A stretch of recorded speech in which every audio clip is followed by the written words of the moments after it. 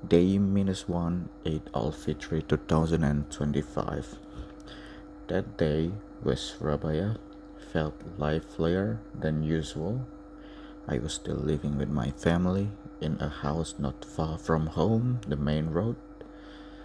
As a final semester university student, this year had been exhausting. Thesis work, seminar, and all the academic routines had truly drained my energy. But the day felt different. No assignment, no Zoom, no schedule, no deadline. Just the sense of coconut milk in the air and the sound of my mother's calling from the kitchen. That morning, I woke up earlier than usual, not because of an alarm, but from the clanging of pots and the smell of opor ayam. My mother had started cooking. In the living room, my father were already watching TV while nibbling on cookies that were supposed to be safe for tomorrow. Out in the yard also, my grandmother was cutting bamboo to make decorative torches. I jumped in to help without needing to be asked.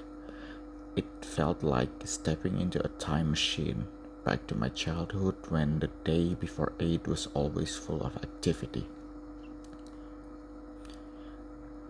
After breakfast, I helped Mom in the kitchen. My main tasks were chopping onions, preparing peanuts for sambal goreng, and getting the coconut milk ready. Mom joked that I was now more skilled in the kitchen than in the class. We laughed in between the kitchen chores. I casually checked our class WhatsApp group. Some friends were still asking about assignment, but today I just did not think about that. My focus was clear: to welcome the day of victory with my family. By noon, our neighborhood began to buzz. Neighbors exchanged dishes, ketupat, rendang, or cookies. Going from house to house, my father gave me the task of delivering food to the neighbors, Mr. Nardo house, Miss Liz, and Mr. Faiz's family, were our yearly regulars. It was heartwarming to see their friendly faces and hear "Happy Eid tomorrow" accompanied by a sincere smile. In the afternoon, my father and my brothers and I went to the mosque to help prepare the takbir night. We rolled up the speaker cables, hung a banner that read "Happy Eid al-Fitri 14 and 46 age," and set up the microphone for the night's takbir keliling, roving takbir. Amid all the activity, we sat for a while on the mosque porch, enjoying the gentle evening breeze. Surabaya is usually hot, but that afternoon felt different, cool, calm, and full of hope. At Maghrib, the sound of takbir began to echo from the mosque speaker. I sat in the living room with my parents and my brothers. We enjoyed the final iftar of this Ramadan together with a simple but special meal: warm rice, opor ayam, spicy fried potatoes, and prawn crackers. Outside, firecrackers began to go off, but they weren't disturbing. They were the familiar soundtrack of takbir night that we always longed for. After the Isha prayer, we gathered in the front yard. Children in the neighborhood began parading with mini drums, bamboo torch, and homemade lanterns. They chanted takbir with their great spirit. My brother and I joined in. We walked through the neighborhood, occasionally stopping to let the children beat the drum in front of house lit up with twinkling lights. It was simple atmosphere but full of meaning. Around 10 at night, we returned home.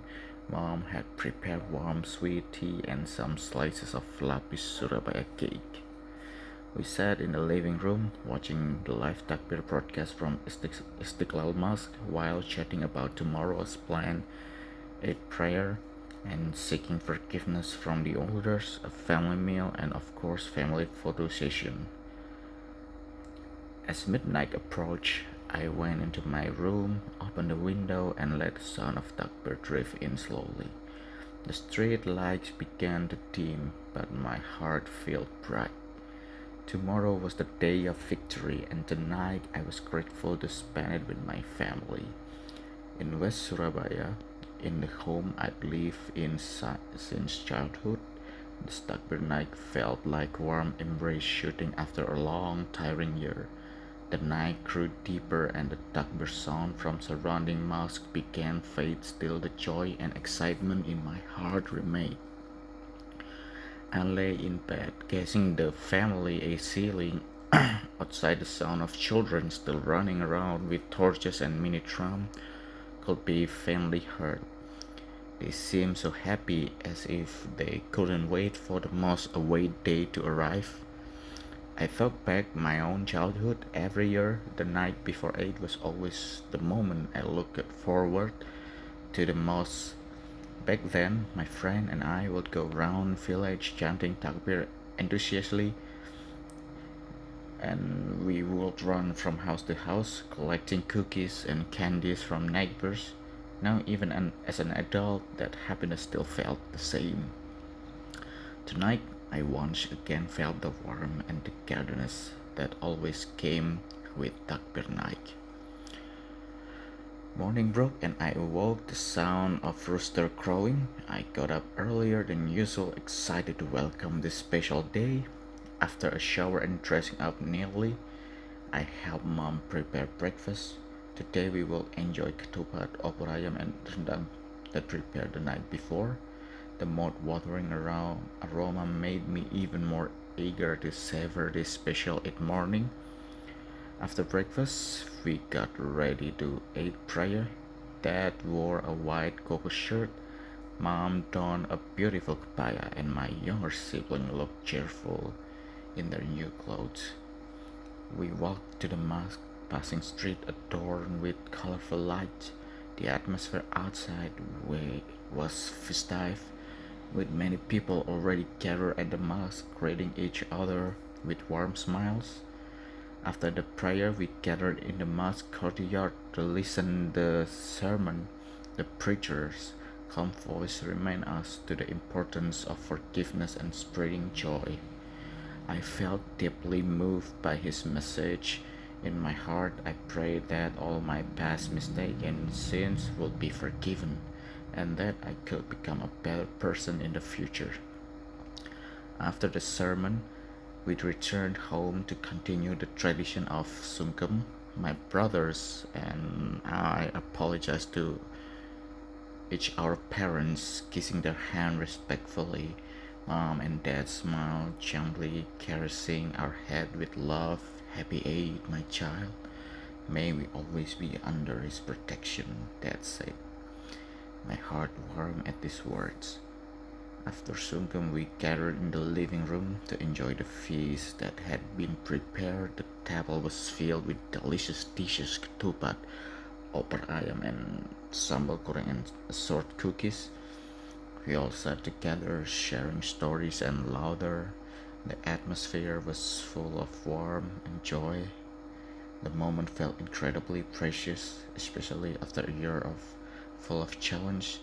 After eating, we continue our tradition of taking a family photo.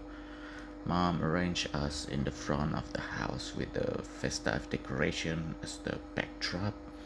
We posed with wide smile, capturing this happy moment. With every camera click, louder and chatter filled the air. I felt grateful to have family that always support and love me unconditionally. After the photo session, we decided to visit Grandma's house, which was not far from ours. Grandma always prepares special dishes for Eid, and we didn't want to miss out. On the way, we met neighbors who were also visiting. The atmosphere was full of cheer, with people exchanging greetings and stories. When we arrived, Grandma welcomed us warmly. She wore a beautiful pastel-colored kebaya, and her smile always brought me peace. Happy Eid, my dear grandchild. Here, try grandma opor ayam, she said, and she handed me a tempting plate. We all sat around the table, enjoying dishes prepared with not so much love. While we were eating, Grandma began sharing stories from her childhood and how she celebrated Eid in the past. Her stories were always fascinating and we listened intensely. She spoke of long-standing tradition, how they celebrate Eid in simple but meaningful ways. I felt connected to our family's history and deep sense of gratitude filled my heart. After the meal, we helped Grandma clear the table. My younger siblings play in the yard while Dad and I helped Grandma wash the dishes. Amid the chores, we talked about the future. Dad shared his hopes that we would all succeed and make the family proud. His word inspired me. I felt even more determined to pursue the dreams I had set. In the afternoon, we headed back home. On the way, we saw many people visiting neighbors, sharing food and greeting. West Surabaya felt so alive, full of color and joy. I felt lucky to be part of a community that supported and cared for one another. Once home, we relaxed in the living room. Mom prepared sweet tea and served the remaining lapis Surabaya cake. We sat together talking about the day experience. My brother talked about how much fun that playing at grandma's while I shared how meaningful I felt to connect with my neighbors and family. The warmth and laughter made me feel deeply thankful. After a while, we decided to watch a family movie we had long been waiting for. Mom picked a light-hearted comedy and we all squeezed onto the sofa.